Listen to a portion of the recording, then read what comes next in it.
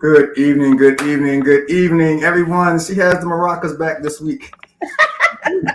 You are tuned into another episode of Access Granted, the pod stream, on the day that we celebrate the great Reverend Dr. Martin Luther King Jr. Yes.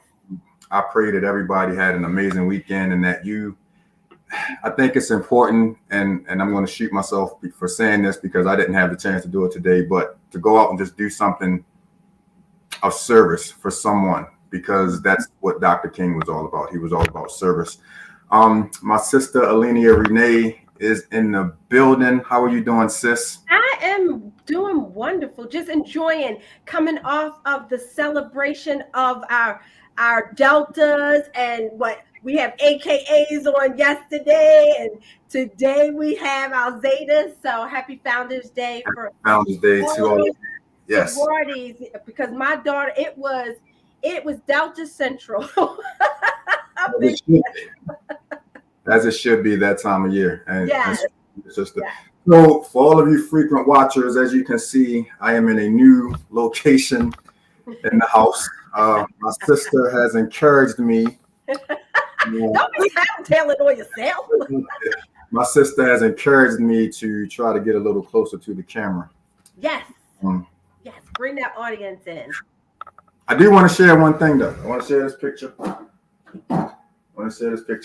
This was done by a guest that we had on last year. Wow. Artist. Oh my gosh, I'm about to forget her name.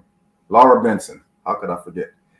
This is a portrait that I had her do of my father-in-law for my wife for Christmas, and she absolutely nailed this. This was the picture that was on the front of the obituary.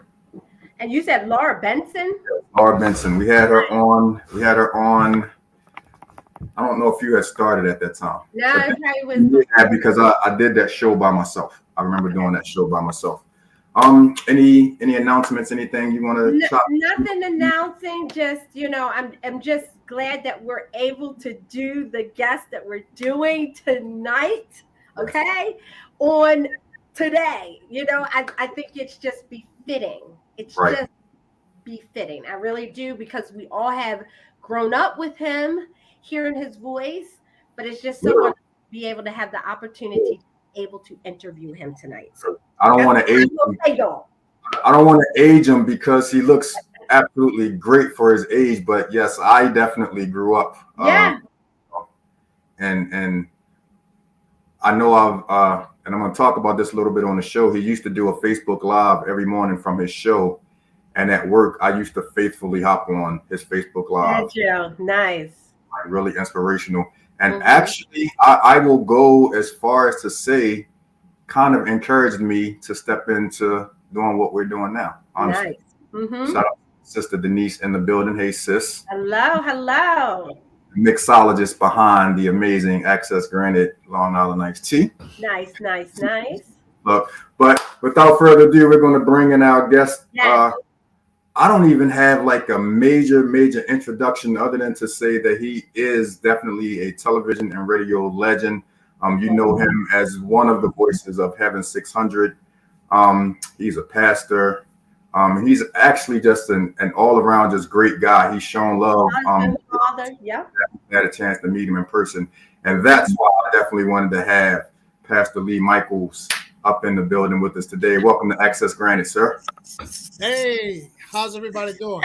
Everybody's great, man. How are you? How did you celebrate Martin Luther King's birthday? Well, I'm going to be perfectly transparent. Because of what I do every day, I celebrated Dr. King's birthday by recharging my battery. Absolutely. Nothing wrong with that. There's nothing wrong That's with that. wisdom, y'all. Yeah,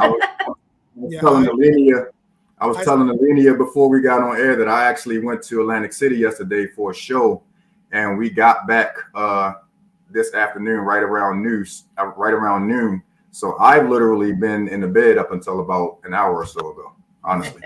And if it wasn't for this show today, I would still be in the bed. I pretty much just kind of easy low rided it today. Just took it easy. Actually, my wife teased me. She said, "You're supposed to be taking advantage of being off," but there were little things around the house, particularly as it related to my personal space, in my my personal space, the stuff that I needed to get done. So I took the occasion to kind of tackle a couple of those things, and we went out and grabbed something to eat and came back, and I'm here for you guys. I appreciate you inviting us to be on the show. I don't take it lightly, the invitation. However, you had to remind me that I am getting up in age, both of you. I will charge it to your head and not to your heart. Let me tell you something, Pastor. I learned that every day is a blessing, every year is a blessing. Yeah. And bro, I don't know how old you are, but I'm 53 and you look younger than me right now. So I'm knocking on the door to Big 7-0. So you're young. This year will be my 70th year. My birthday is in July. July baby, big shout out to all the July babies. And I'm grateful. I am really grateful. I feel as though I'm in good health. Of course, along the way, I've been disciplined to not overlook the importance of taking care of my body. I think that's one of the problems that a lot of times, even in the church, if I could be so blunt, is that we focus on spiritual well-being and health, but then we eat all that fried food. Eat all that fried food. And that diminishes your. See, the thing that I've learned is that, and Antoine and Alenia know this. I'm a radio guy, I'm a TV guy, and I'm a preacher. So talking is not something that I'm a stranger to. Right. Okay. But we put so much emphasis on our on our spiritual well-being that we sometimes do it at the expense of our physical well-being. And we fail to recognize that our bodies, our bodies are miracles. Our body has the ability to heal itself. Yeah. It has the ability to take care of itself. But when you convolute it with so much stuff, you diminish its ability to do what it's supposed to do. We can't stop aging, but we can slow it down. Yeah. Yep. By eating right and exercising and drinking water. Drink water. Thank you. Water. I'm so glad you said that. I'm so glad you said that. So I feel good. Antoine, I used to play basketball. I used to love playing ball. Thought I had a little bit of a game, but eventually it got to the point where I had to accept the fact that the turnaround time for recovery was becoming, too wide. Yeah. And I had to use wisdom and I had to put the basketball shoes to the side, but I still exercise. It was a little cumbersome trying to find a replacement for that cardio rush that I would get from running up and down the basketball court. But eventually I was able to find something I do. I love bicycles now. I ride my bike. I love riding my bike. Yeah. I can have my music in on my bike and I'm in heaven, so to speak. You just go. But you know what, when you said that, because it reminds me, my mom, same age bracket, she is faithful with going for a walk. It's even if it's cold, she's going to the mall, she's going to walk that mall. If you see her in the mall and you be like, hey, Miss Staley, hey, Nanny, she'll wave, but she's not going to stop and talk because that's her time. And she said, that's wisdom, understanding and knowing that you need to do these things. Take care of your body, and your body will take care of you. Yes, take care of your body. Your body will take. You don't have to age and break down. You can age gracefully. Right. You can age gracefully, but you've got to do those things along the way to make it happen and make it a reality. And I think that I've been blessed enough to You know, I don't always profess to be the brightest bulb in the bunch, but something clicked and told me that I need to take care of my body. And I like the way, you know what, my body and I are one. My body tells me what's good for me and what's not. Yeah. If I eat something that's not good for me, my body will let me know. Mm-hmm. Conversely, if I eat something that my body loves, it'll let me know. And so what I do is I tailor my diet. My wife will tell you I'm very easy to feed because I don't eat everything. Right. So she goes to the store. Just a few things she has to get. She knows that I'm good with that because I eat to live. I don't live to eat. Mm. Drop the nugget on y'all right there. Yep, and we were talking about exercise to keep your body right, healthy. Yes, indeed. Yes, Yeah, indeed. basketball really used to be like my favorite sport, and the cardio that you get from basketball is amazing. But the wear and tear on the knees, Yeah. took it on me. Had to have a major surgery on my foot some years ago. So I really haven't found that cardio rush that I get. Get on the bike. You can come on and ride with me. When the weather breaks, you can come on and ride with me. I go out. I have my own bike. I go out to the airport, and they've got several trails. Oh, wow. When I want to have a light ride, I do about 11 to 13 miles. If I want to have a moderate ride, I'll do about maybe 20 to 22. And when I want to be aggressive, I do about 30. But I built up to that.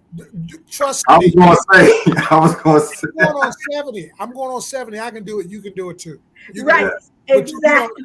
The thing is, you don't shock your body by going out there trying to go from 0 to 34 miles or 35 miles right out the box. Right. You build yourself up, and you'll be amazed how fast you can build yourself up if you just develop a regular routine of riding. The routine. All I did was ride twice a week. I would ride once in my neighborhood, and I mapped out my own little route. I don't like riding on the streets because, unfortunately, you got some folk that are not respectful of people on bikes, and you're quite vulnerable on a bike. But I've got a route that I do that literally is about 5 miles that I do, and I would do that through the week. And then I'd have my major ride on Saturday morning. I'd get up Saturday morning and get out to the airport about 9 o'clock. A lot of riders are out there. So you get the energy. First off, you get energy off of everybody that's out there. And you get and they've got the several routes that you can go. They've got pit stops where you can stop and refresh yourself. You would love it, Antoine. I'll treat you to that, okay? I have to look into a bike. My brother's actually he brought his wife one for Christmas, and he's talking about buying one. So I've seen a couple of them that I really like at Walmart. So I definitely may look into that. If you enjoy and if you miss that cardio, you'll get it on that bike. I promise you, and you'll fall in love with it. You'll fall in love. Okay. Gotcha. See, look at that. Yeah. So okay, this part of the segment is. I know y'all didn't invite me on to talk about. Get up and move, y'all. Get up and move. And eat. And that's really the most important thing. Like, there's so many things that you can do. Just do something. Like, I have conversations with people all the time. We talk about these young kids, man. They don't get outside and play and just run up and down the street anymore. They're so attached to the phone, they're so attached to video games that they don't really get out there. And a friend of mine and I, we were talking the other day about how in the summertime, basketball was almost sun up to sundown. What you talking about, man? You found you, and if you happen to live by a court that had lights, oh man, it was. I can tell you some stories. I can tell you some stories with and also the other piece to that is that. For me, growing up in East Baltimore, I grew up in a place called Perkins Projects. Absolutely. First, I actually, my mom, we were in Cherry Hill. Okay. Oh, that's where my father's from. Yeah, and they called it Boot Hill back then. Yeah. And I was about, I think I was 6 years old, about 5 or 6 years old. I've been busted in the head twice. Still have a scar to this day on my eye. And the second time I got busted in the head, kids took me home, and my mother saw me coming in the house with blood coming on down my face. She said, "Oh God, they're gonna kill my son. I got to get out of here. Get him out of here." So we moved from Cherry Hill to Perkins Projects, which was like jumping out of the frying pan into the fire. Fire, right? Perkins Projects was known as the bottom. Now, geographically, it was known as the bottom because in the progression of the public housing developments coming down Caroline Street, it was the last one before you get to the waterfront. Yep. So they called it the bottom.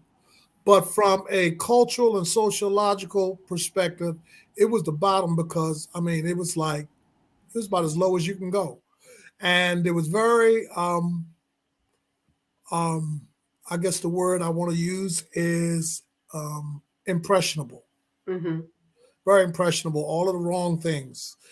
The expectation for a young black man, young black boy, African American male, was either you were going to go to jail, you're going to become a junkie, get killed, or become an alcoholic. That was the expectation. Just a matter of the only question mark was which one and how long, you know. And by the grace of God, I was able to beat the odds.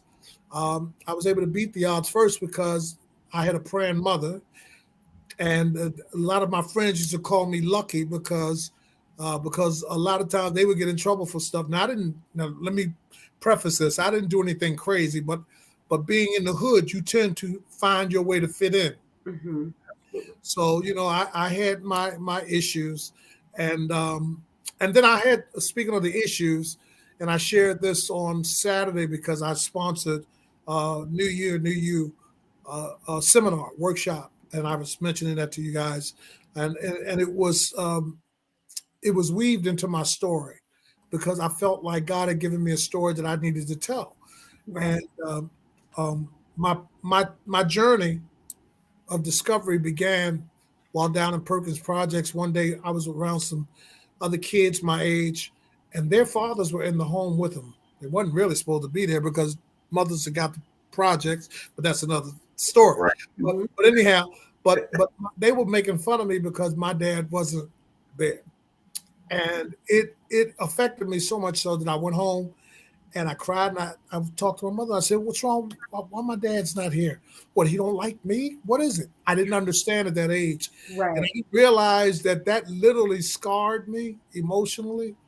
And for the next 15 to almost 20 years of my life, I was operating under the influence of that experience. And so much so that I felt like I had to prove something to others as well as to myself because my self-esteem was way down, Mm-hmm. way down, and which makes it very easy for you to become enticed to do crazy stuff. Yeah. Fortunately, coming back to you, Antoine, it was sports that kind of balanced me out. I found a way to express myself playing sports. I found a way to deal with my own frustrations and anger playing sports. I found a way to deal with my low self-esteem playing sports because I played hard and I played to be the best. Yeah. And so for me, that was, I didn't know it. That was sedating what was going on inside of me. And one day, and I developed a strong work ethic, very strong work ethic. And I started working while I was in school, and I actually quit school. I quit school in the 9th grade, broke my mother's heart because I lied to her and told her that I was graduating to the 10th grade, but I had gotten a job because I wanted to make money. Right. I wanted to make money, and I quit, and I got a job. I lied about my age. I was 15, and you had to be 16 back then to get a worker's permit. And I lied about my age, and I got a job working for this company called Abacus Janitorial. And it's a janitorial firm, and they had the contract at Western Electric, which used to be out on Browning Highway. And I would go out, and I would work from midnight until 8 in the morning and come straight back in and go to school. And then after a while, when I'm looking paycheck versus homework, I decided I wanted the paycheck. And because I didn't have that influence in my life to help me put things in perspective, to me, getting paid and being able to have money to meet ends and help even my mother, um, because it was just us two and she was on disability.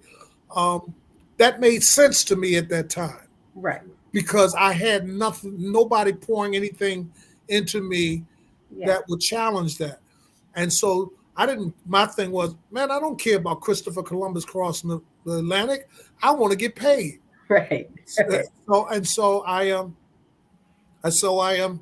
I worked and eventually got to the point where the paycheck became more significant than going to school and the homework, and I just stopped going. And I would leave and I would go to work, and then I'd come home in the afternoon like I'd been to school, and my mother would never know the difference. And then when I was supposed to have graduated, I was supposed to graduate to go to Dunbar, and even to this day, Dunbar. There are those in Dunbar who are alumni. They take me as though I'm a part of their class, even though I didn't go. Right. But it is what it is, and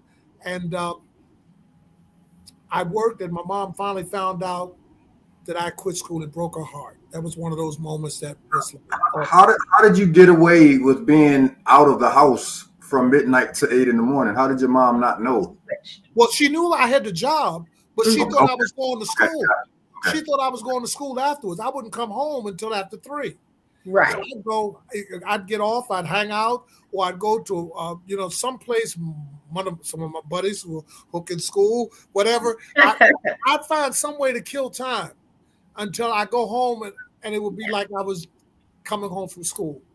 And the progression of working evolved to the point that I was doing very well for myself. I was making, by the time I was 17, 18 years old, I was making wages commensurate with that which somebody older would have been making. I had taken a job working for a distributor for Coca-Cola, Pivotal Point, Coca-Cola, and I took it as a helper. And there was a major hurricane that came through the area. I'll never forget. I can't remember the name of the storm. This is back in the 70s. And it was the same week that I started. And you talk about, and what we did was we carried the fountain syrup containers, which weighed about 70 pounds a piece full. And we would take about 150, 200 of those out every day. And we'd make about 30 stops. And then we had the CO2 cylinders, these big steel gas cylinders that would hold about 100. Well, they weighed about 120 to 150 pounds empty. Then you add 50 pounds of CO2 gas in them. And I was weighing 155 pounds soaking wet. And I'm working as a laborer on the truck. I'm the helper. And I'm struggling because my body's going, we were talking about culture, your body going through shock. My body's going through shock. I went from whatever I was doing at that time to doing this. And my body's like, whoa, what are you doing to me? Right. And so by that Friday, never forget, we were loading the trucks. And I was struggling. I was struggling trying to pick up the 70-pound containers to put them on the truck. And the owner's son, it was a distributor for Coca-Cola. The owner's son, he was in the Mets farm system. Catcher, promising career. They were looking at him being called up by the Mets the following year, just previous to my coming, and he had an injury. And he never bounced back from the injury, and he missed out. So he came back to work for his father, but he was very bitter, very, very hard to work around and deal with. And I heard him on the loading dock while I was struggling with the containers. And he said to the foreman, he said, he's not going to make it. And it was something about when he said that made something rise up inside of me. And I said, not only am I going to make it, I'm going to be the best thing that ever worked here. That's what I said to myself. And fast forward, I worked hard. I worked. I never was afraid of hard work. I worked hard because I felt I had something to prove. Right, right. And so I worked so hard that eventually the owner decided, hey, why don't we get him his license so he can be a driver? So I became the first black driver that they hired in that company. I became the youngest driver because I was about 20 years old when that happened, 19 when that happened. And I had the most productive route. Wow. So I was making them money.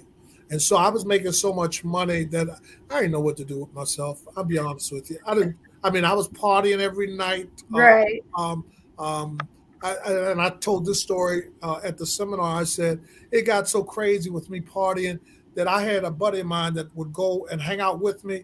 And sometimes I'd say, hey, man, come by the loading dock tomorrow. I'm going to drop some money in your hand. I want you to go buy me an outfit. I tell him, go buy me an outfit. You know, he said, you know my size. Just go buy me an outfit for nothing. You know, I bought a brand new car back then. I had a 340 Duster, which sat like that. Wow. With the thrush mufflers and making all that noise. Yeah, I thought a young man's dream. Yeah. A young man's dream. Had an apartment, and then all of a sudden I lost it all. I lost it all, just like that. Because and one of the things that I shared in the seminar, there's an author by the name David Foster. He has a book called oh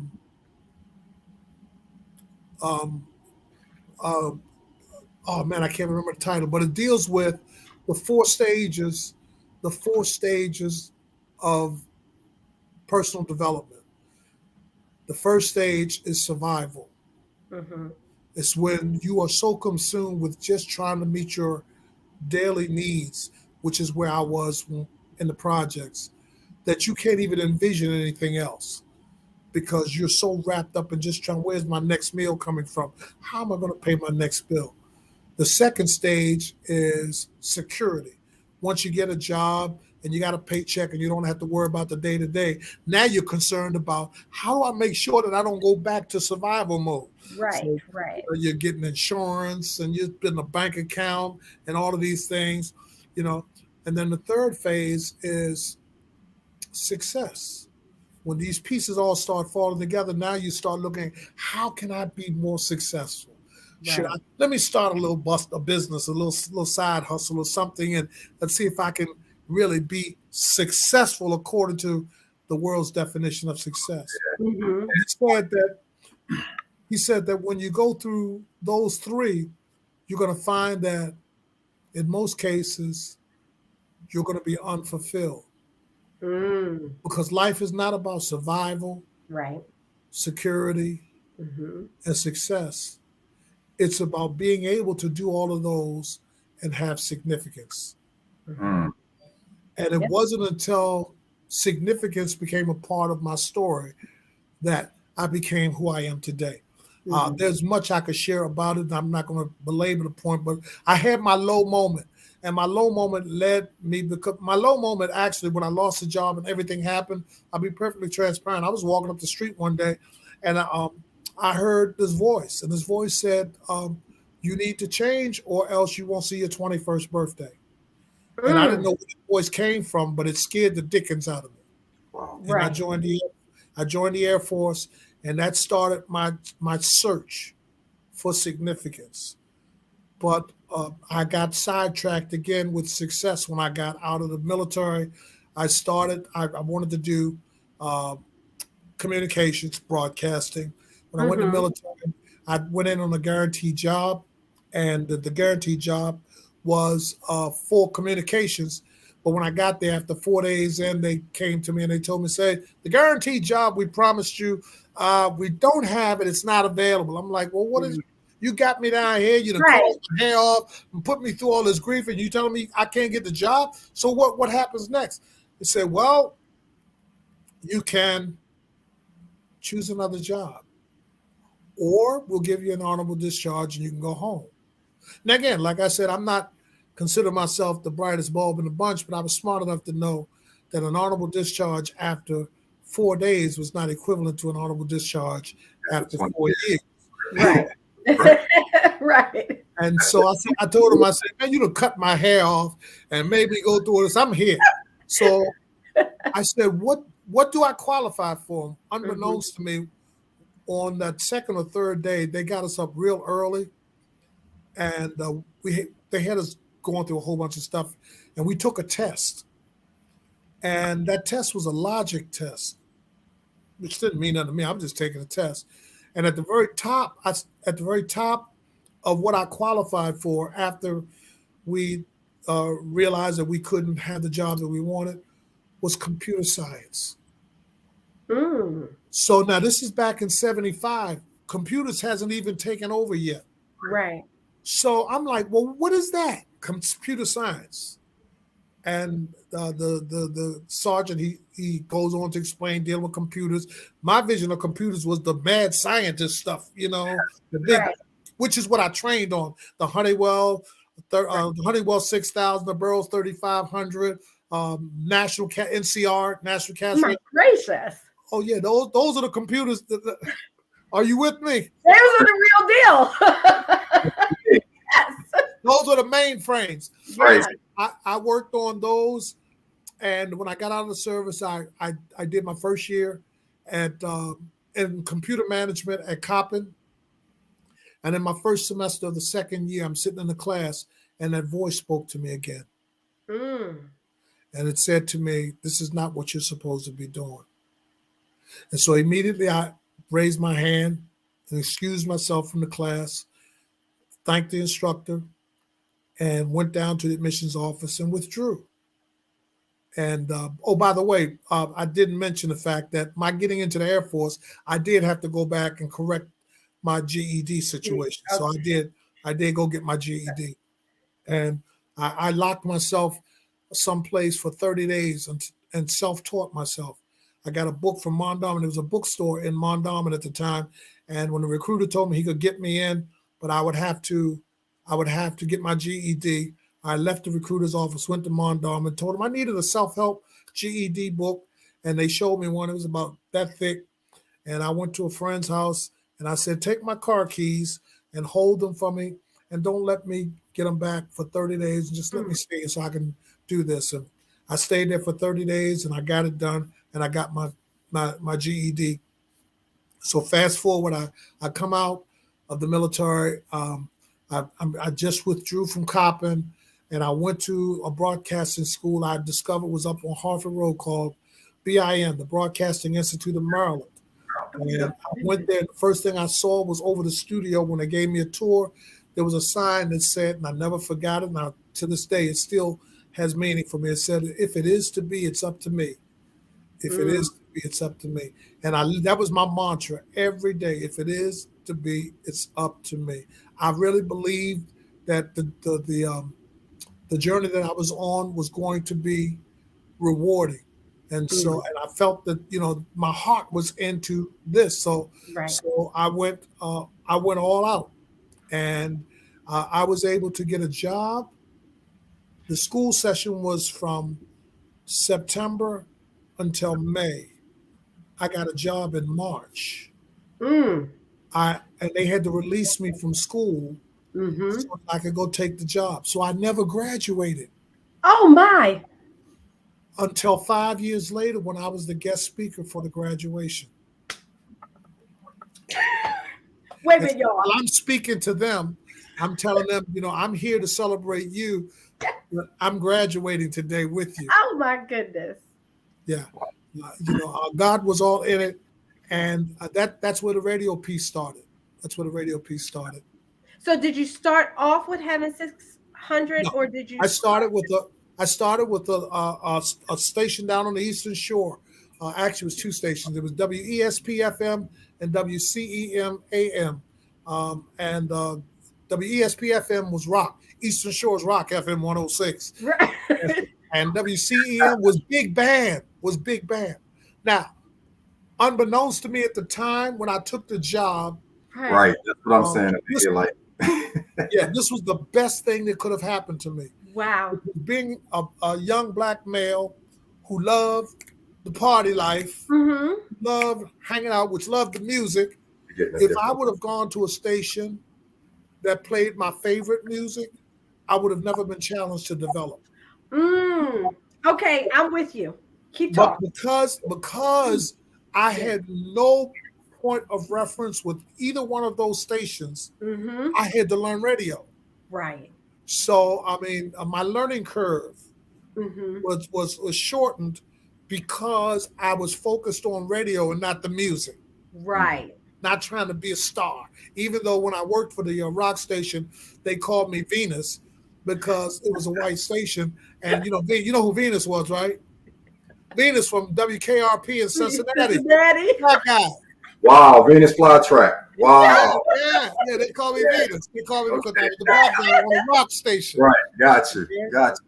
And because of my growing up down the bottom and Cherry Hill, I still had that side of me where I wasn't easily intimidated Right. by other folks. So I would go in crowds of that I was the only one that looked like this. Right. I felt like I was at home. And they admired me because of that. It was like, he doesn't act like he's intimidated because he's around all these white folk and he's by himself as a black.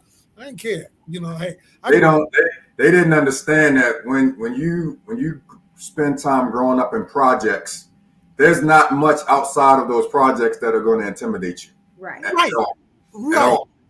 all. So I had a wonderful experience there. WCEM was big band. That was the real blessing. Country and alternative. Yeah. Okay. How you doing there, Sean? That's brother Michon, aka Sincere, that performed out at the on your stage at at the festival. Okay. That's brother Michon. Big shout out to Michon. So where was I? My train of thought. So CEM was the real blessing because it was big band. So I'm on the radio and I'm trying to negotiate between songs, but I really don't have anything to say because I don't know these people. This music is from the 20s and the 30s. So you know what it did? It challenged me. It challenged me that I had to find a way to up my game. So I went to the library and I started studying. Yes. I started studying and I took my little notepad and everything I was fine. I'd take little notes, little tidbits. Right. And then I'd match it up with the artists that we had in the library that we were playing. And I'd hit one of those records and I'd go to those notes and I'd say, oh yeah, back in 1927, of course, he made his big stay down at the Apollo Theater. And I'd have some of those old white folks calling me and say, you know your stuff there, young man. And thank you for the library. Of course, nowadays it's a lot easier with Google, but that's exactly what I was about to say. You can just hop on while you there doing the show. I had to do it the old school way. Yeah. I had to go to I couldn't just library. Hey Google, tell me what. No, I had to go and research it. Right. And I stayed there for on the Eastern Shore about a year and a half, close to a year and a half, about a year and 4 months. And then I was offered a weekend position at WEBB, the first urban station owned by an African American, or first radio station owned by an African American female in the country. Her name was Dorothy Brunson, and she took it out of a receivership.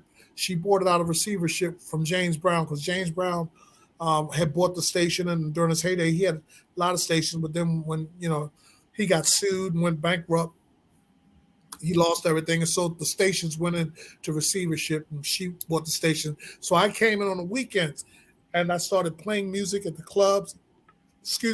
And I built a club business. A lot of things that people don't know about me. At that time, Randy Dennis was there during the afternoons. And Randy was working with these guys called the New Marks, and one of the guys from the New Marks, Kevin, what's Kevin's last name? Actually, he went on to be very prominent up there with Russell Simmons. Kevin, I can't remember Kevin's last name. That's part of the 70-year-old thing. Kevin, it'll come to me in a minute.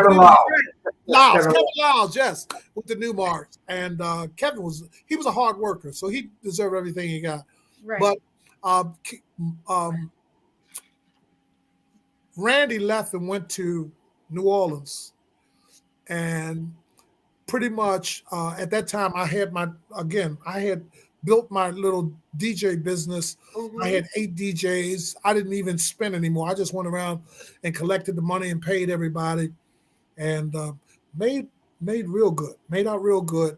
In fact, made out so good that I started diversifying myself and started engaging in promoting concerts. And if I can just be perfectly transparent, at the time, most of the concerts, most of the concert activity was being controlled by drug dealers. And so all of a sudden, when I started trying to hang my placards up and everything, I'd find that my stuff would get ripped down.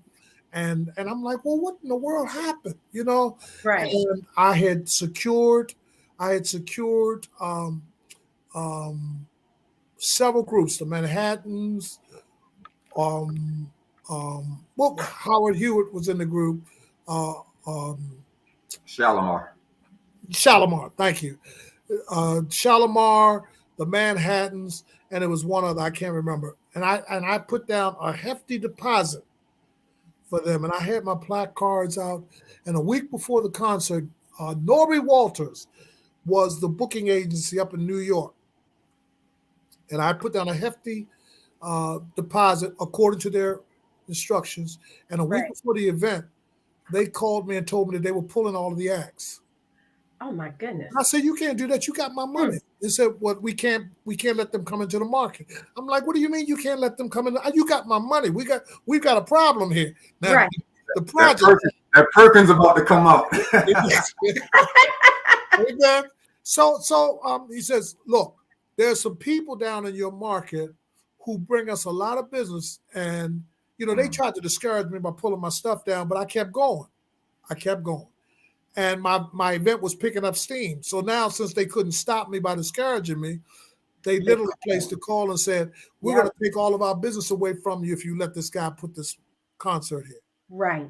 So I was devastated. I mean, literally, I had financially been raped. They took my deposit.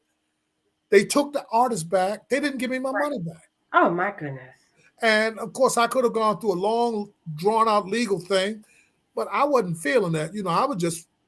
I was just like in a place. I was really in a place. Right. Struggling with Perkins. Mm-hmm. Struggling with the Perkins side of me.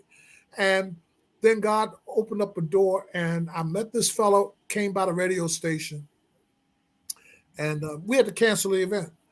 And came by the radio station, and he was promoting these artists that he had out of the trunk of his car, an old beat-up Cadillac. And he is making a run from New York to Philadelphia, Jersey, Delaware, Baltimore, Washington, Richmond, just promoting his music. And I happened to be coming out of the studio at the time that he had just finished seeing a program director trying to get the pitch to Don Brooks, who was a program director, to get him to play the music. And something caught my attention, and we went and said something to him. And then later, a friend of mine also got a chance to talk to him. Out of that, we formed a relationship to help him promote his music, because I was in a record pool at that time with my group of jocks, with about 50 of us in what we call the DMV. Now we didn't call it the DMV back then, but Tommy Boy Music. And the guy, Tommy Boy, who facilitated the record pool, it was about 50 of us from Baltimore, Washington, Virginia. He was a DJ for the Classics down outside of DC by Andrews Air Force Base. And I told him, I said, listen, I told the guy who had the records, I said, listen, I can help get your music played, because we can create a vibe on the streets through the clubs to make the radio. A lot of the hip hop music, that's how it got started. It was underground first, and then it was being forced on radio stations, because radio stations weren't embracing it right out the box. Right, right. So this guy, he agreed to a deal. My deal was I would take it to the record pool. I'd get the 50 jocks in all part of this area, the DMV, to be banging that music in them clubs and help you get it on radio. All I ask is that you give me first dibs on the artist. Oh, Fair enough. And he agreed. And you know what his name was? Russell Simmons. get out of here. And so we started a contractual agreement where he started sending artists. This is a true story here.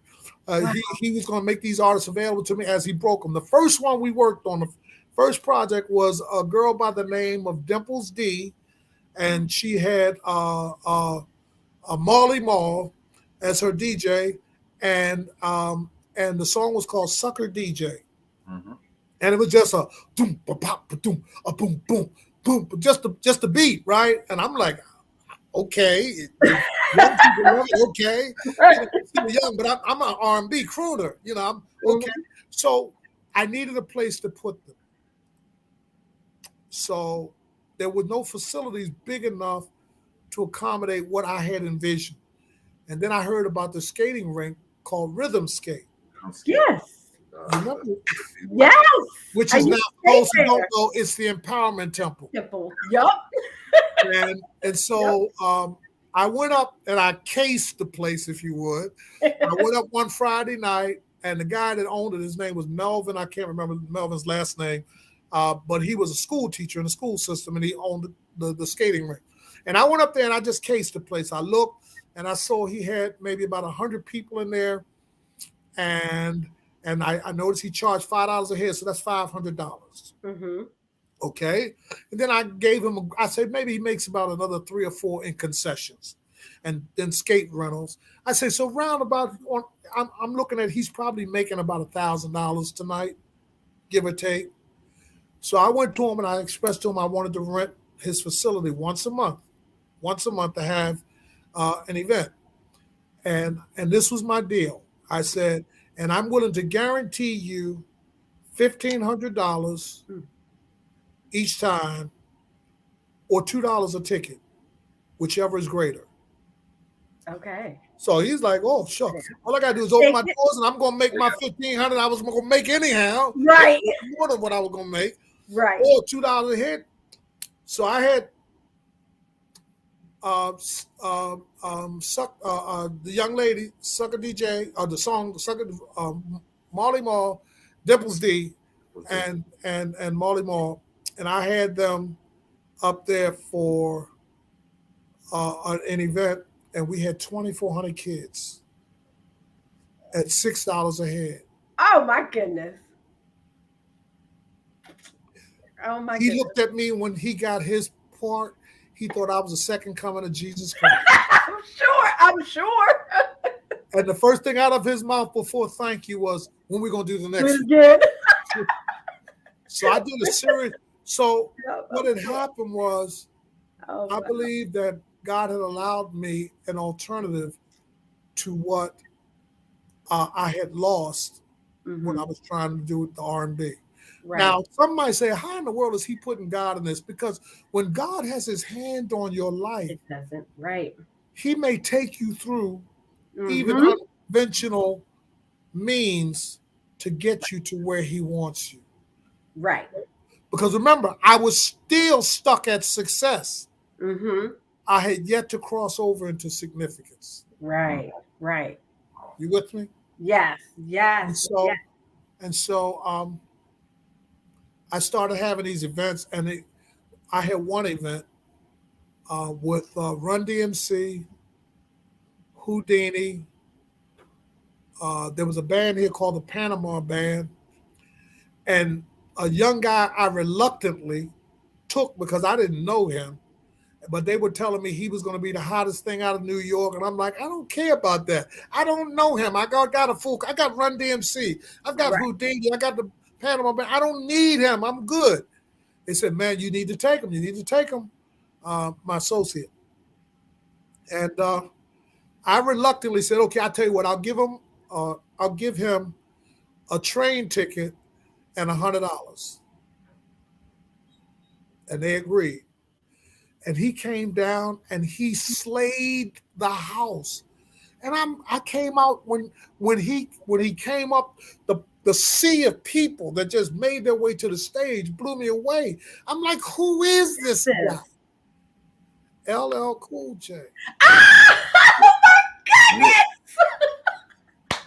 Years later, when I was working at WCAO Heaven 600, and we were in Pikesville, and we were the sister station to V103, LL Cool J came and was walking down the hall. And as I was walking by my turn, I didn't even want him to see me because I didn't want him to remember I was the guy that just gave him $100. $100 in a ticket. That might have been good money at that time, though. Now, what if I would have festered a relationship with him? Be careful of the people you meet. Right. Because you never know who God will send across your path who's on assignment to bless you. Right. Right. Now, as if all of that wasn't enough, I'm making crazy money and I'm miserable. You know, and I shared this at the seminar, and I'm going to be perfectly honest with you. Between promoting these events and my club business, I was making more money than I knew what to do with. And so, quite naturally, what comes with that is the vices. Yeah. Getting high, drinking. And one night, after I paid everybody, and this will be the end of the story, and I'll give it back to you. As I paid everybody, and I had my equipment, I had a garage that I kept all of my equipment in, the stuff that wasn't stationary, I had it transported back, paid my team, and I used to go to, because it would be like 3, 4 o'clock in the morning, and I'd be wired because of what I had been indulging in. And I would go to this one restaurant that would be open, sub shop, called Mama Mia's over on Monument Street. Get a greasy cheesesteak sub. Oh, Monument and Broadway. Yeah. Yeah, there you go. And you know about that, huh? And I went home, and back then, this is in the mid 80s, we still had not evolved to cable yet. Right. And so late night TV was not a reality. You might, if you didn't hear da da da da da da, which meant was signing off, you saw some ministry program or something about somebody in a far remote part of Africa, and that's what I came home to. And usually, what I would do is leave the TV on just to have some noise while I'm eating this greasy sandwich to settle my stomach, so I can come down and go to sleep. Right. And I'm sitting there in front of the TV, and I hear this voice from the TV saying, "You're tired, aren't you?" And I'm getting ready to bite the sandwich, and it was like, that resonated. And said, "You thought that with all of what you were doing that you would be so much more happier, but you're miserable." I looked up at the TV screen, and I'll always offer this disclaimer so nobody don't think I'm crazy. I don't know if it was because of the state that I was in, because of the right, or what, but it worked. Right. When I looked at the TV set, it looked like he was looking directly at me and talking directly to me. And he said, "I want you to call this number that's on the bottom of the screen." I put the sandwich down. I went to the phone. I dialed the number. And when I dialed the number, before anything else could come out, when the person said hello, I started crying like a baby. I said, "I'm so tired." I said, "I'm making money and everything that I thought would bring about fulfillment in my life, and I feel miserable." Yeah. I feel miserable. I said, "I can't." And so that night at 5 o'clock in the morning, that person prayed for me, and I gave my life back to Christ. And then after I got off the phone with them, this is what changed my life. This was the pivot from success to significance. Hmm. I got off the phone with them and I felt it wasn't enough. I got on my hands and knees and I said, God, I believe that you are real. And I believe that you have a purpose for me. And I really believe in my heart that this radio thing and music is what I'm supposed to be doing. Right. But Yep. but I'm not happy. Hmm. I'm not fulfilled. I'm lost. I need you to let me know if Right. this is what I'm supposed to do. I need you to confirm it. And if it's not, I'll go back to driving soda trucks. But I don't like the way I feel. I Right. don't like who I've become. Mm. Wow. And I got finished praying. God is my witness. And I went to sleep. Mm. That was about maybe almost daybreak. Yep. Remember my state of mind. Yeah. And I got up. I went to sleep and I got a phone call around 8 o'clock in the morning that woke me up. And the phone call was from a lady by the name of Naomi Duran. We called her pastor. She worked with me at WEBB. Hmm. When I worked on the weekends, she did the morning show and she did gospel. And so we did gospel in the morning and then it went to R&B at 10 Right. o'clock. Right. And I did my stuff on the weekend. But one night, Don Brooks called me and he said, Lee, what you doing? I said, I'm watching a Sunday night movie. He said, well, we got a problem. I said, what? He says, Naomi has caught the flu and she's really bad off and she's not going to be able to come in tomorrow. I'm like, oh, wow. What'd you call me for? He said, because you're doing a gospel show tomorrow. I said, I don't know anything about no gospel. He said, well, you got until 5 o'clock tomorrow morning to learn it. Everything as it related to the discipline Hmm. from WCEM Right. and WESP kicked in. Hmm. And I took a nap for about an hour and a half. And I got up and I went to the station. I got to the station about 3:30. And I started going through her records. Yeah, we played records back then. And she marked the songs that she played on the albums. And as I'm going through these songs, I'm noticing, oh my God, I know that song. Wait a minute, I know this one too. I know that one too. And I'm going through, I'm seeing all these songs that I'm familiar with. And I set them on the side, and by the time I get finished, I've got more than enough to do the show. Wow. Sidebar, I grew up in the church, Mm. but I didn't stay. Right. But it was there. It was in you. It was there dormant. Mhm. And so when I saw these songs, I remembered them from Right. back then. So I did the show for her Monday, Tuesday, Wednesday, Thursday, and Friday. Never forgot this. Somebody called after I got off the air Friday and asked to speak to me. The receptionist said, Lee, somebody wants to speak to you. And the guy on the phone, he says, listen, young man, we love Naomi, but we need to find a place for you because this is Yeah. what you're supposed to be doing. Wow. Never forgot that. Wow. So Naomi is calling me now. This is later. Right. That was when we worked together. This is now, she's moved on. The next morning, she calls me after I had that prayer. And she's like, Lee, what are you doing? I said, well, I'm sleeping, Pastor. We call her Pastor. I said, what's up going on? She said, well, I left and I went because she left WEBB to go to what was the first all gospel station here in Baltimore, WBGR. She said, I went to BGR. I said, yeah, how's it going? She said, fine. She said, but I'm calling you because I was getting ready to hire this guy to do the afternoon show. Lou Hankins was his name in Washington. She said, but before I could make the call, God told me to call you. Oh my goodness. This was the day after the prayer.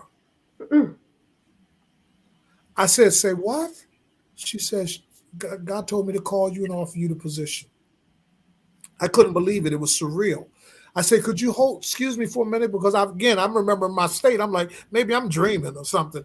And I get up and I go to the bathroom. I wash my face and get myself together. Okay, can you say that again? She said, I want to know if you'll come and take the afternoon position at WBGR. It was at that moment I realized that God heard me and He Mhm. answered. Mm. Night before, Mm-mm. I had that prayer, and the next morning, I got that phone call. Right.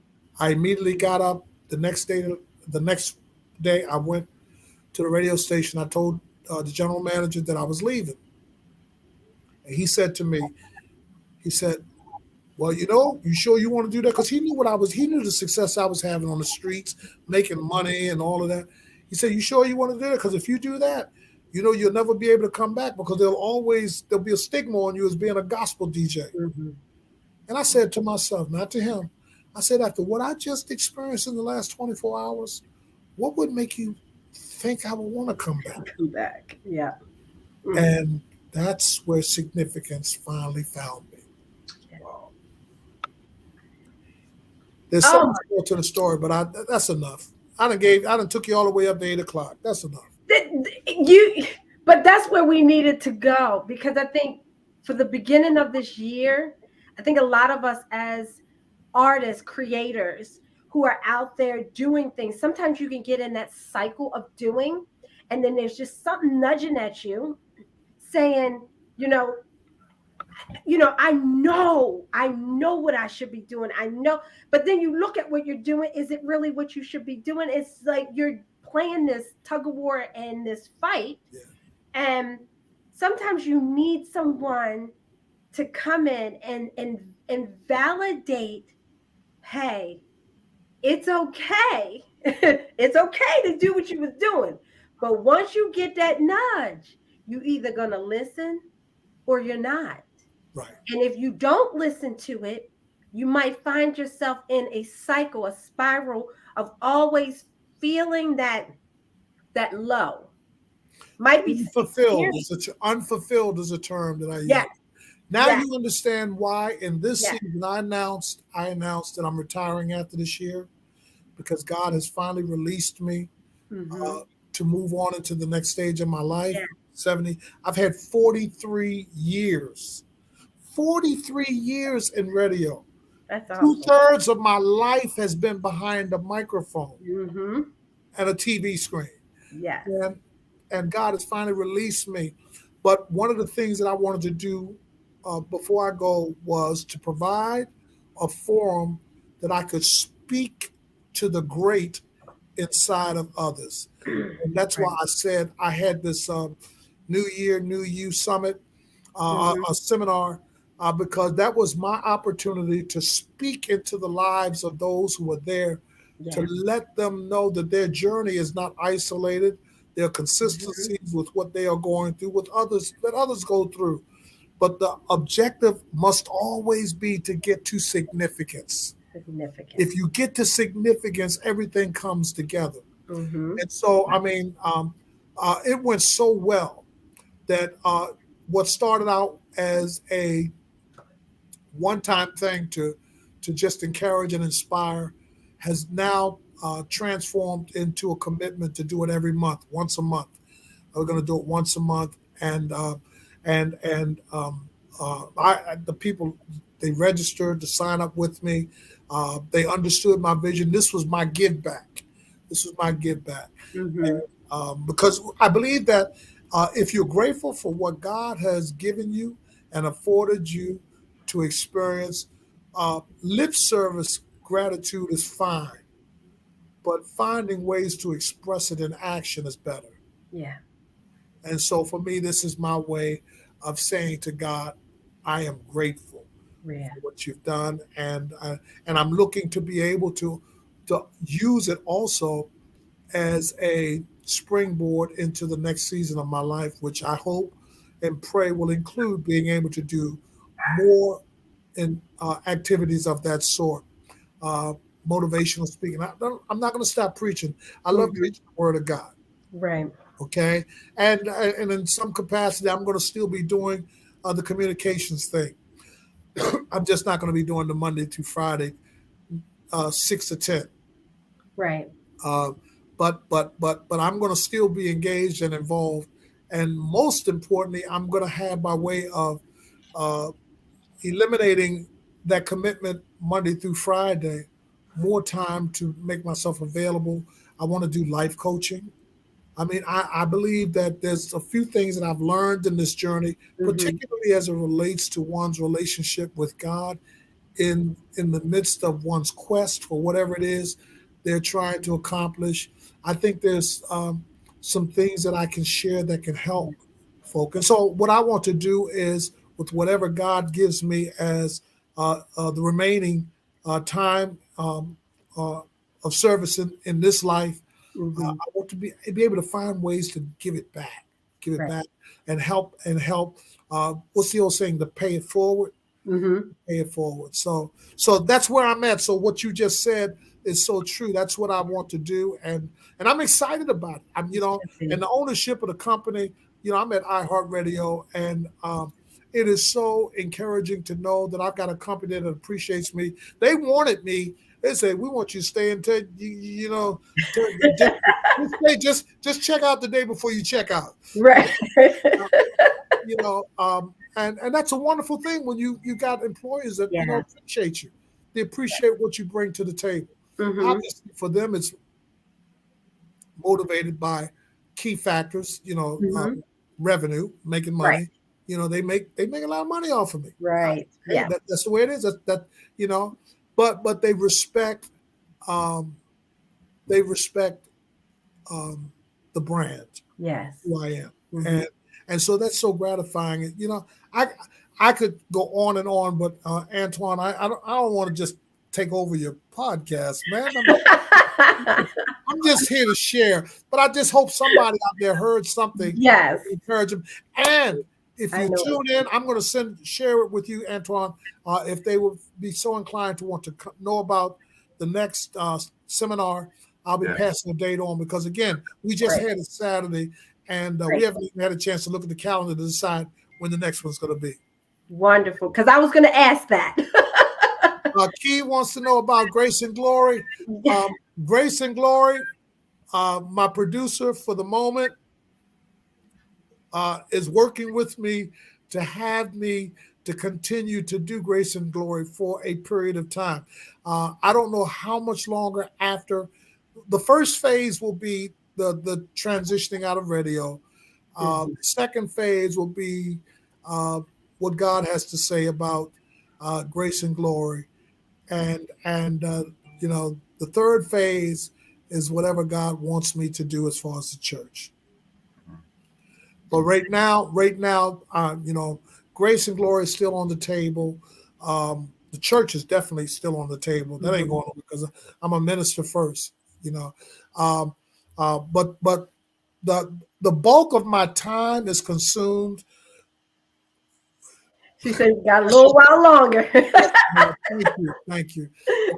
But the bulk of my time is really consumed by the work I do at the radio station, because I not only do the morning show, but I'm the program director, which means I run the station.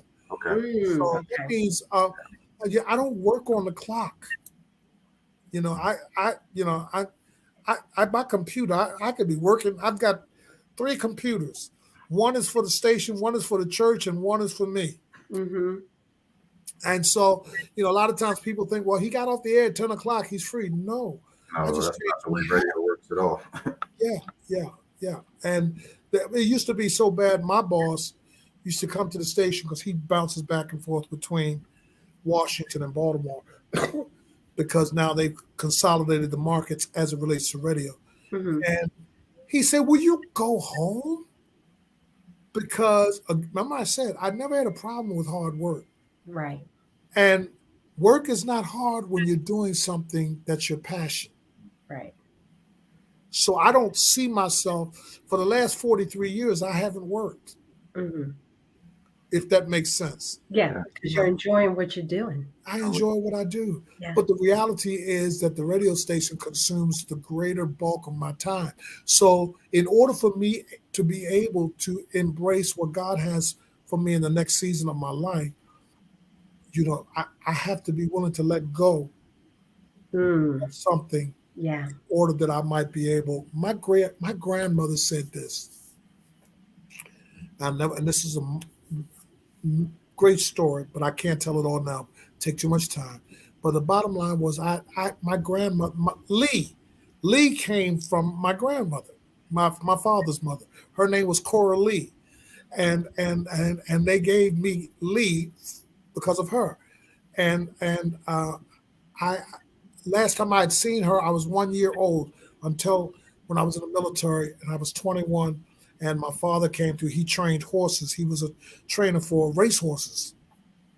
And remember, he wasn't in my life. Remember, I told you all Right. that. Mm-hmm. But we got a chance to reconcile before he died. Oh, wonderful. And so we went down to see my grandmother, his mother, because he had heard she was sick. I happened to be home from the military on leave, and he happened to be coming through, and he stopped. God set it up that way. And so I rode with him down to see her. We got to the house, and this frail lady in this wheelchair comes to the door, lets her, my father said, don't get out the car yet till the light comes on. And I see this frail lady, and then he said, okay, now we can go in. When we go in, I see this big buckshot that was sitting by the door. Because, he said, you don't get out that car and go to that door until she cut that light on. When she cut that light on, then you can come. But we went in, and as a result of going in, we spent time with her, and we wanted something to eat.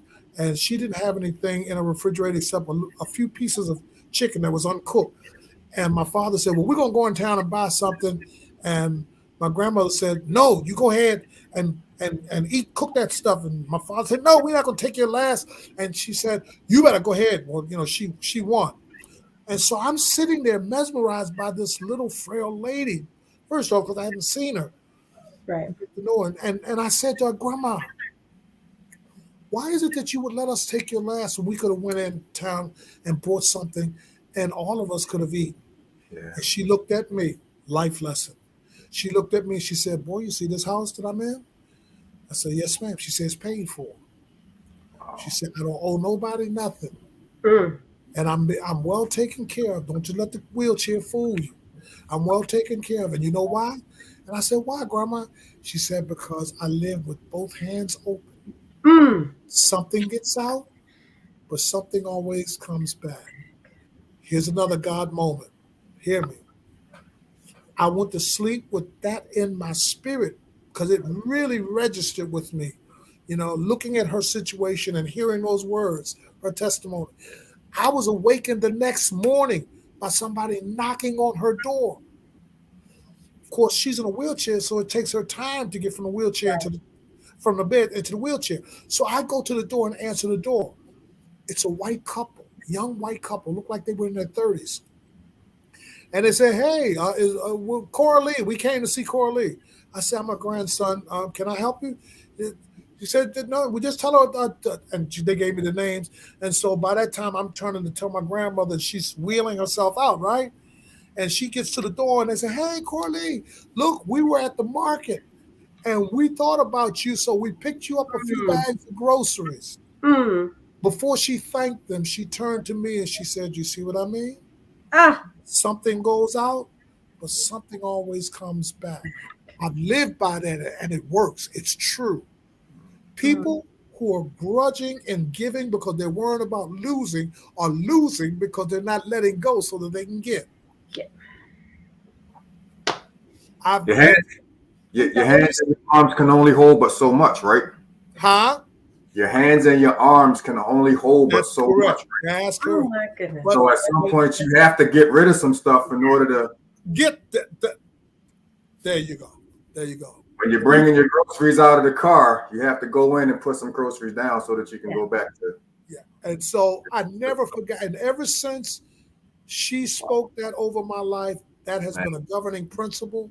And I've never been in a situation where God has not supplied my needs because I've always kept both hands open.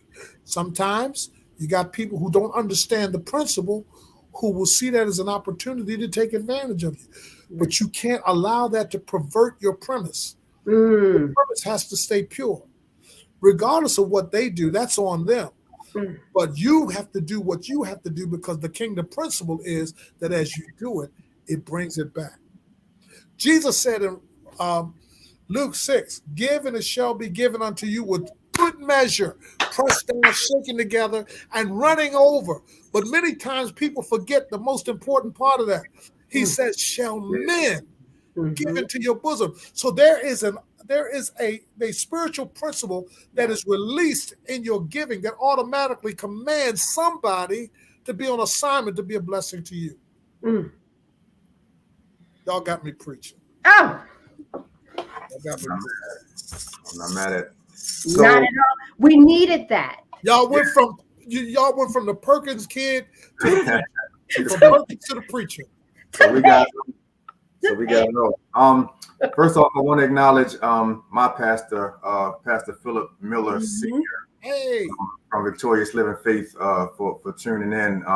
And I'm sure he would love to have you at the church sometime, Pastor. So if we can never work that out. like I said, in this season, I'm in give back mode. Mm. I'm in give back mode. Yep. Okay. Let's get them in. Pastor, I hope you're still listening. But man, I knew, and I think I mentioned this last week, Alenia, that I was gonna sit here in sponge mode. Yep, he sure did.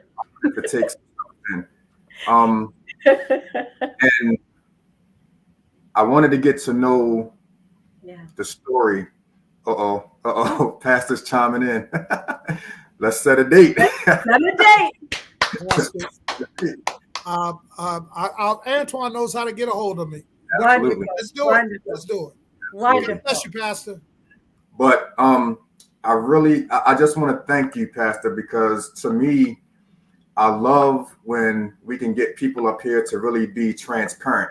Yes. And just kind of be the co-pilot. Like you joked earlier that you're taking over the podcast, but it's great that you really just kind of came and took over the podcast, because it allowed me it allowed everybody the opportunity to just sit back and listen. And get to know you. And get to know you.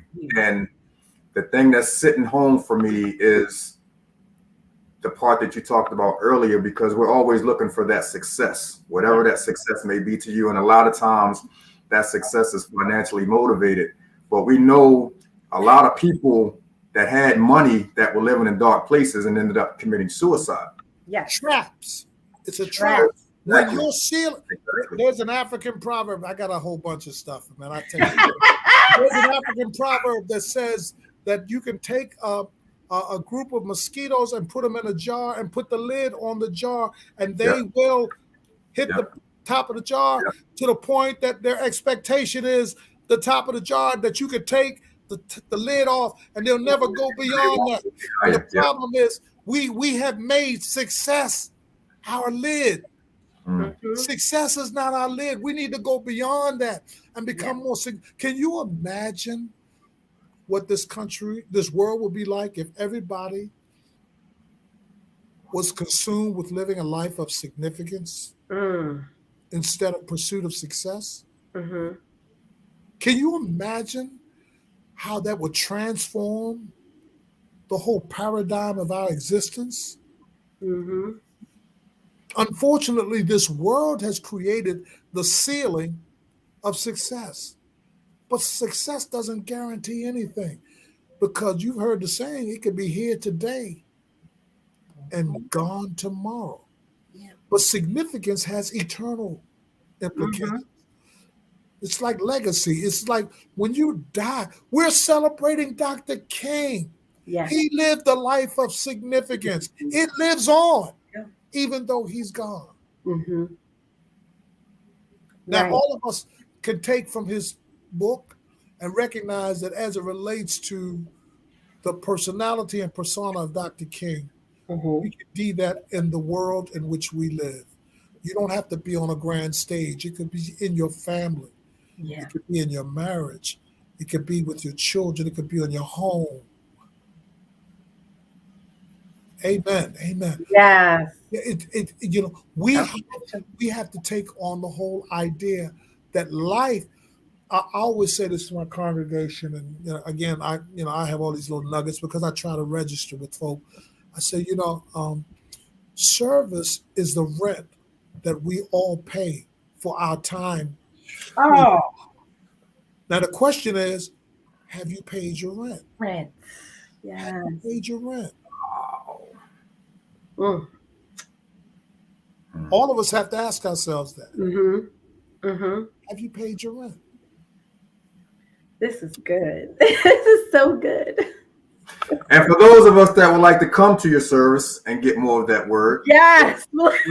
Yeah, well, I'm going to tell you first, our services are 11 o'clock on Sunday mornings, 3600 Edmondson Avenue. Thank you for that opportunity. We worship Mm, on Sunday morning. We don't have a church service. right. mm, We worship because we believe in the whole essence of and importance of worship. Worship allows us to get into a place where we can experience the presence of God. Yeah. And in his presence is the fullness of joy. And at his right hand are treasures and pleasures forevermore. So our objective during worship, and it's not to take anything about, I'm not saying that to take anything away from anybody, but I just want people to understand that we're focused on worship.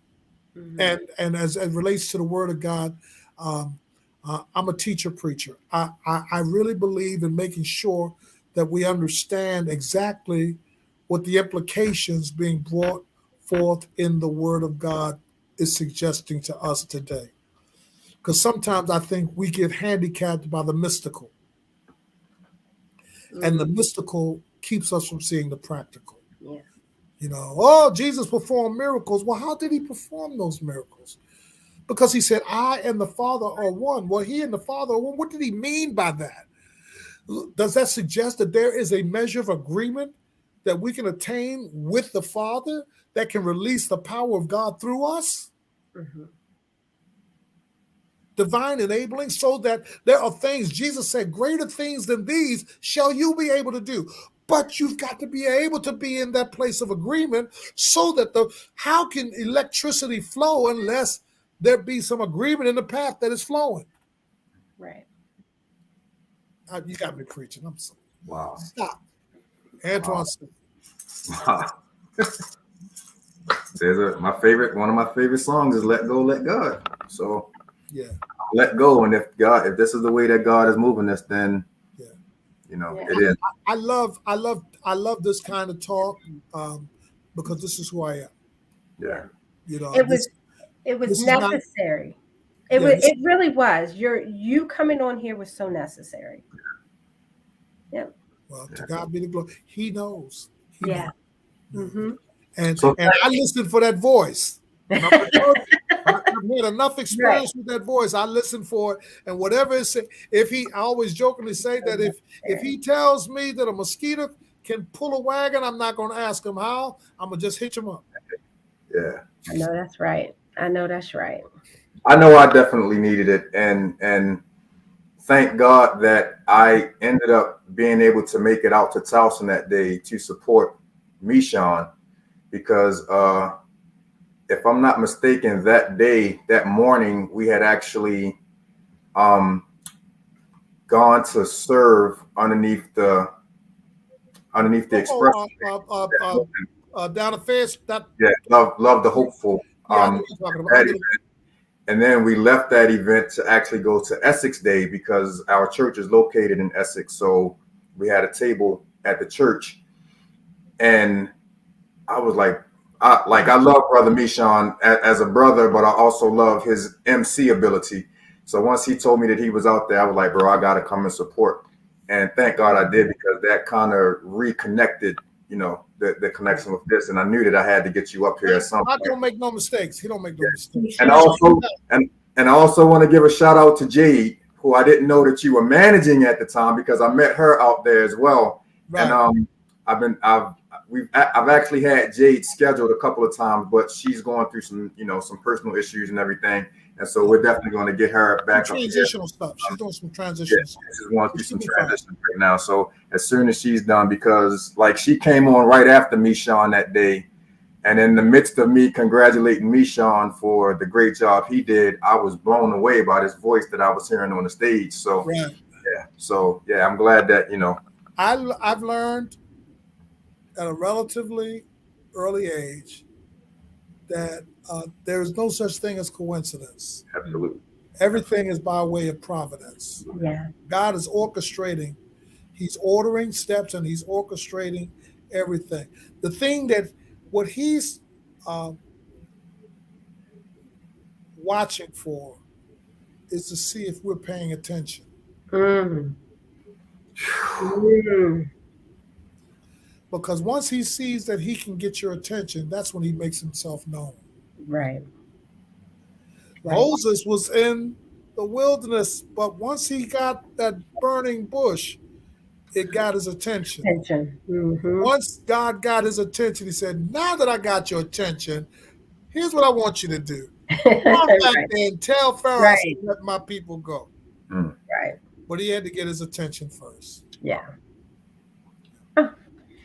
Pastor, I'll keep you another hour. Oh, my wife was waiting for me.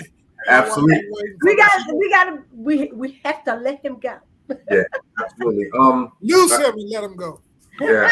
Again, yes. Again, thank you Yes. so much, man, for just Yes. finding in that robbery to come and spend some time with us. Mhm. I really wanted to get your story, and I just thank you for the transparency. Also, I found out during the show that we actually have a lot in common that I didn't realize. So, everything from the projects to, the not having a father in the house and all of that stuff. We definitely have a lot in contact. So, Well, then we need to stay in touch. My absolutely, brother. absolutely. Because I definitely want to come to the next seminar. So please pass that Yes, information. I'll pass that information on. I'm telling you, God is doing something. Well, he put it in my heart coming into the year that this was going to be a year of tremendous potential. Mhm. But it will only be potential for those who are positioned like the tree by the river of waters, that they might be able to capitalize and take advantage of it. Yeah. So I'm trying to help people position for what God is going to make available to them Right. in the new year. That's all I want to do. Wonderful. Create some success stories. I was getting ready to start singing "I Shall Not Be Moved" because that's the song. We're not gonna go. We're not gonna get into that. Amen. Look, God bless you both. Thank Yes. you. Let me Thank just you say so this. much. God bless you as well. Give me 10 seconds, and I just want to say first, thank you both for the invitation. And I want to encourage you in what you're doing because in what you're doing, not only are you reaching people, but you have a vessel and a means to make a difference in the lives of people who see. There are those who are going. There's your circle that's with you, but there's the folk on the outer cusp of that circle that will find their way to you, Yes. that you'll be able to speak to and deposit, and then you'll find that they'll come to you at a time when they need to hear what you have to offer. So be encouraged with what you're doing because I understand. Sometimes you wonder, but be not discouraged. Be not discouraged, okay? Be steadfast, immovable, always abounding in your work and labor in the Lord, and as much as it shall not be in vain. Thank you. Thank Okay? you. Thank you. God bless you both. Bless you. I'm out of here, right? Y'all take care, and I guess you'll take me out of here, right? I can't take me out of here. No, that was perfect. That was the perfect segue to just go ahead and message received, Pastor. Thank you so much. We Thank you. Okay, God bless you both here. All right. Thank you. Oh, he doesn't want to leave. There he is. Oh my goodness. Antoine, come on now. So that was not just for everyone else. That was for us as well. Yeah. And Yeah. how we take it and we process and we move through it. Right. Well, this was not, I needed it. It was confirmation from my conversation that I had with my husband at breakfast on yesterday. Oh. That's it. It was, thank you, Key. It was a phenomenal show. Absolutely. And we listened and we got to absorb. Yeah. Yeah. It definitely went on autopilot mode about 10 minutes in. And that's what I loved about it. I see, because of the conversation that you and I just had the other day, times when stuff starts going, we gotta. But it was relevant. That was the key. That you just right. Absolutely. Yep. It was relevant. We didn't, it was relevant and it was where it was supposed to go. And we both felt it. Absolutely. So we appreciate everyone. The Stewart brothers was on here as well. Yes. Shout out to the Yes. Stewart brothers. So I thank everyone and anyone that's going to see this on the replay. Please listen to the whole thing. Yeah. Listen to the whole thing, even if you cut it off when you get to this point. Listen to the whole thing. It was necessary. Wow. 2023, Antoine, that's it. Wow. Let's go. Let's go. Give your information real quick. Yes.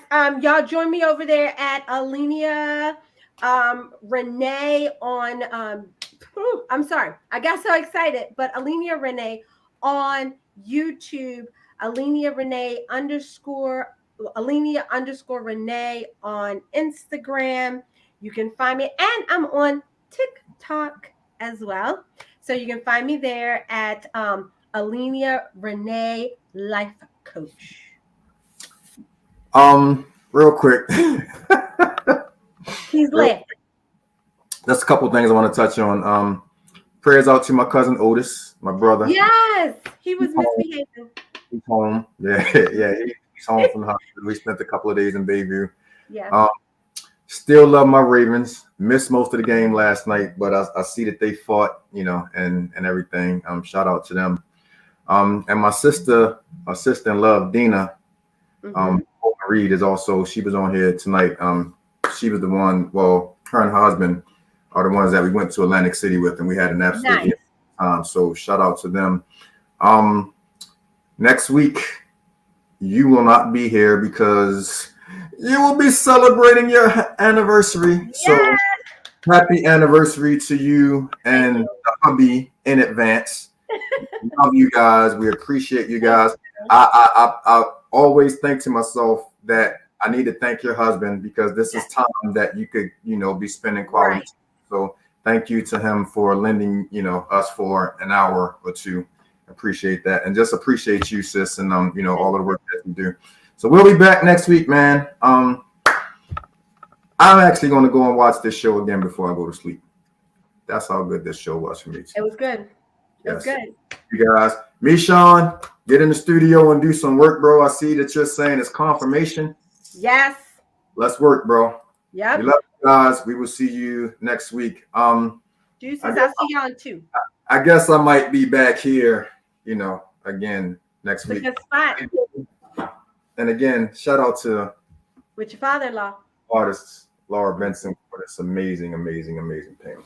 All right, that's it. We out of here. I'm going to spend some time with my wife now. I know that's right. All right. Good night. All right, sis. Have a good one.